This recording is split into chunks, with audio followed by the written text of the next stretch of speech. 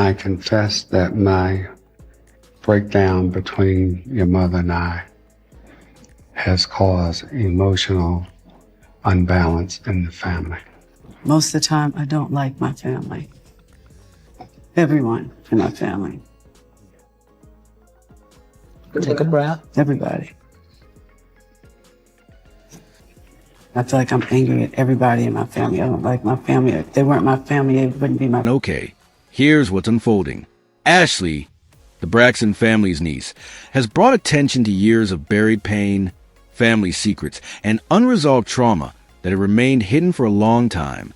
Once she began speaking out, more details started emerging, and the situation quickly grew impossible to contain. What's making the story even more significant is that several of the Braxton sisters' ex-husbands are now coming forward as well.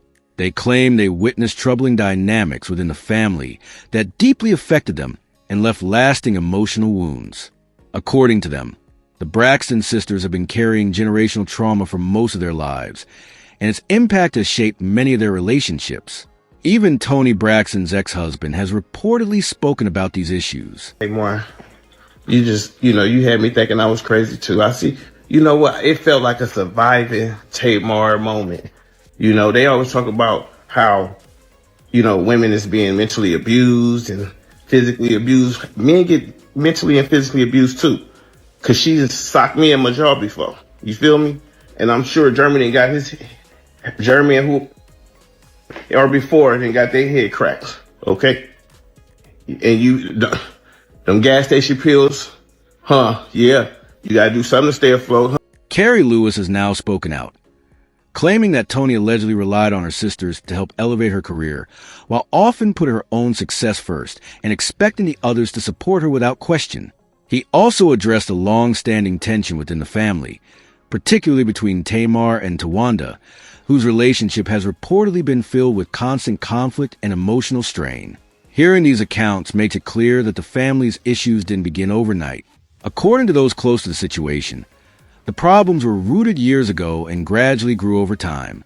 Every family faces challenges, but many believe the Braxton struggles have reached an entirely different level of dysfunction, shaped by years of unresolved hurt and complicated relationships. Now, before anyone says anything, please let it be known and let it be clear that as I am in this journey and in this process, and as I'm healing and trying to understand all of this stuff, that it feels really good to have a family member behind. The situation runs much deeper than it appears. To understand it, you have to go back to the beginning and look at Evelyn and Michael Braxton Sr., the parents at the center of the family dynamic. The cycle of pain became impossible to ignore when Ashley finally shared her story. She revealed that, when she was younger, she experienced an extremely inappropriate relationship involving one of her aunt's husbands.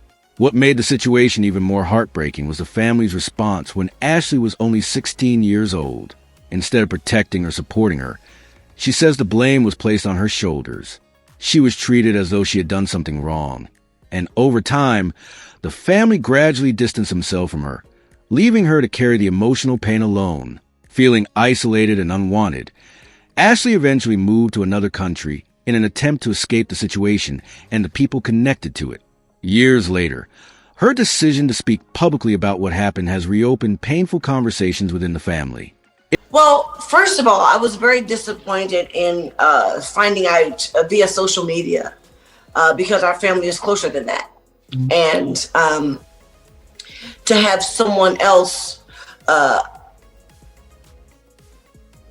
regurgitate that story to us. Well, or I can only speak for me.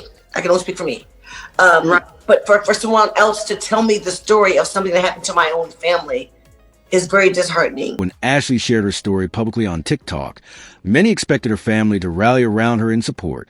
But according to Ashley, that never happened.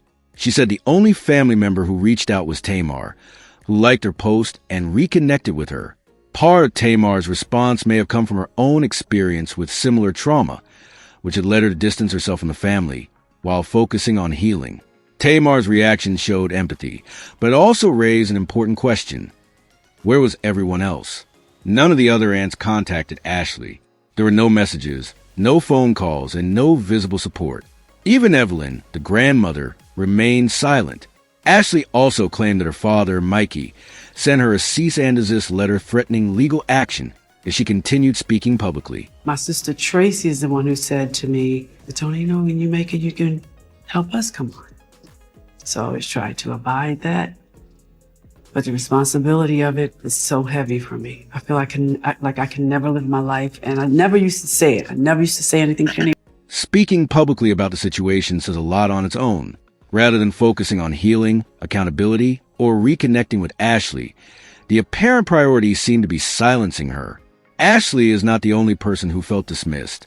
Years earlier, when Tamar spoke openly about being inappropriately touched as a child, she said her own sisters did not fully support her. Instead, they described her experience as her truth rather than the truth, which many interpreted as a refusal to fully believe her account. What seemed to upset them most was not the pain Tamar described, but the fact that she shared her story publicly before coming to the family privately. The focus appeared to shift toward protecting the family's image and maintaining control, rather than addressing her trauma. Beyond Tamar, Tracy, and Ashley, there's no way of knowing how many others may have had similar experiences but never spoke out. You felt guilty because you know how you've been acting. And however, excuse me, let me finish because I let you talk. Thank you. I will. Continue. And I will.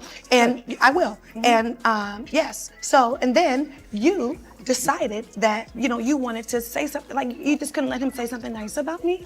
Do you think you've been the same exact person?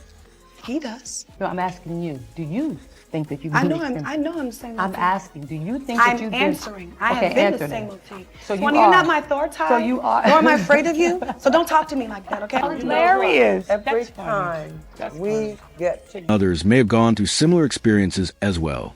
What makes the situation even more troubling is the possibility that Evelyn may have known more than she ever publicly acknowledged. Tamar was reportedly never allowed to publicly identify the family member who harmed her, leading some to believe that protecting the alleged abuser became a higher priority than protecting her own daughter. The family's struggles extended beyond that. After Evelyn and Michael Sr. divorced, he left and married a woman he had allegedly been involved with during the marriage. The separation deeply affected Evelyn, who was eventually hospitalized. During that difficult period, Toni stepped in and assumed a parental role for her younger siblings, despite still being very young herself. That responsibility would go on to shape much of her life. As Toni's music career began to rise, she also became professionally responsible for helping support her sisters' careers. At the same time, she was trying to establish herself in a highly competitive industry alongside powerhouse artists like Mariah Carey.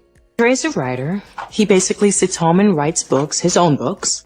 And he takes care of the kids, which is great. Except for one thing, he's not out selling any of his books, which means I have to take care of the household because he is not bringing any money in. I don't like some of the things you do, true. Basically, I feel like I married my mother.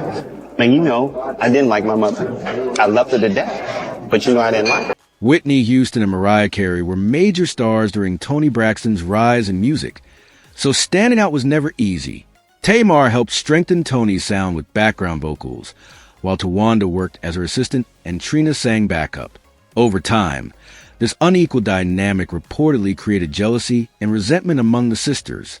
As the Braxton family gained fame, unresolved tension, competition, and emotional wounds became more visible.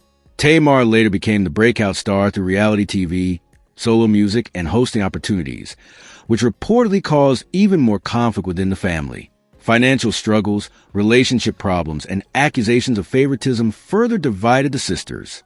Critics and former family insiders claim Toni and Tamar held most of the power because of their success, while the other sisters often felt overlooked or dependent.